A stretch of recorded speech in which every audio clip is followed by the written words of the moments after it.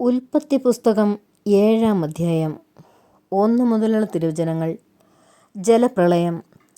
കർത്താവ് നോഹയോട് അരുളിച്ചെയ്തു, നീയും കുടുംബവും പെട്ടകത്തിൽ പ്രവേശിക്കുക. ഈ തലമുറയിൽ നിന്നെ ഞാൻ നീതിമാനായി കണ്ടെത്തിയിരിക്കുന്നു. ഭൂമുഖത്ത് അവയുടെ വംശം നിലനിർത്താൻ വേണ്ടി ശുദ്ധിയുള്ള സർവ്വമൃഗങ്ങളിൽ നിന്നും ആണും പെണ്ണുമായി 7 ജോഡിയും, ശുദ്ധിയില്ലാത്ത മൃഗങ്ങളിൽ നിന്ന് ആണും പെണ്ണുമായി 1 ജോഡിയും, ആകാശത്തിലെ പറവകളിൽ നിന്ന് പൂവനും പിടയുമായി 7 ജോഡിയും കൂടെ കൊണ്ടുപോവുക.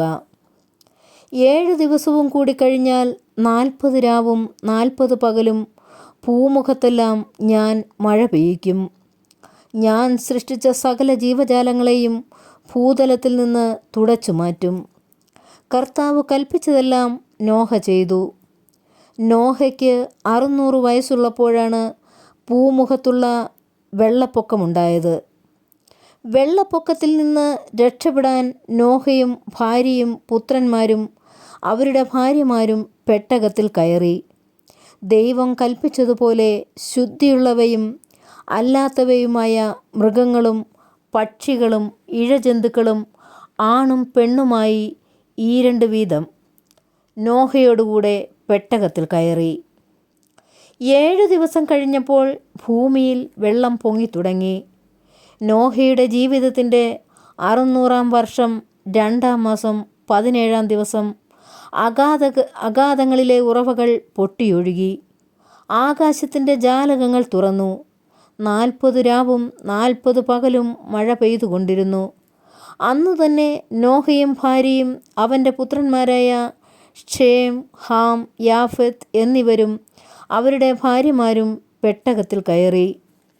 അവരോടൊത്ത് എല്ലാ ഇനം വന്യമൃഗങ്ങളും കന്നുകാലികളും ഇഴജന്തുക്കളും പക്ഷികളും പെട്ടകത്തിൽ കടന്നു. ജീവനുള്ള സകല ജഡത്തിലും നിന്ന് 2 വീതം നോഹയോടുകൂടി പെട്ടകത്തിൽ കടന്നു.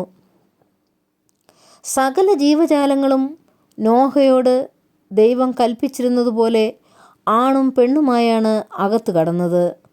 കർത്താവ് നോഹയെ പെട്ടകത്തിലടച്ചു. വെള്ളപ്പൊക്കം 40 നാൾ തുടർന്നു. ജലനിരപ്പ് ഉയർന്നു. പെട്ടകം പൊങ്ങി ഭൂമിക്ക് മുകളിലായി.